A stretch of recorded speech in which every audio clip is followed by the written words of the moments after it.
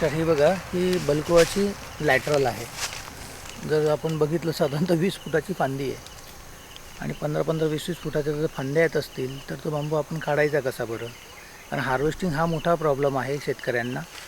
आणि जर समजा तुम्हाला बांबू हा मार्केटला पोल मार्केट म्हणून जर तुम्हाला विकायचा असेल, बायोमास विकायचा असेल तर ठीक आहे, तुम्ही सरसकट हार्वेस्टिंग करून त्याला चॉप करून लगेच देऊ शकतात. परंतु जर समजा आपल्याला बांबू विकायचा असेल आणि एवढ्या लॅटरल जर एकमेकांमध्ये गुंतलेल्या असतील तर तुम्ही बांबू बाहेर काढणार कसा? आणि अशामुळे काय होतं की त्या बांबूला तोडायला मजूर मिळत नाही. मग यावेळेस शेतकऱ्यांना त्या बांबूसाठी दोन गोष्टी कराव्या लागतात. एकतर त्याला लॅटरल निघाल्यात की त्याला परत प्रूनिंग करायची जिथपर्यंत हात पुरतो तिथपर्यंत, आणि अगेन परत तुम्ही ज्यावेळेस बांबू हार्वेस्ट करतात परत ती गाठ तुम्हाला कोयत्याने, जशी इथे दिसते की आपण लॅटरल ही कापली होती, ही आता लॅटरल कापले नाही म्हणून ही 15 ते 20 फुटाची आहे.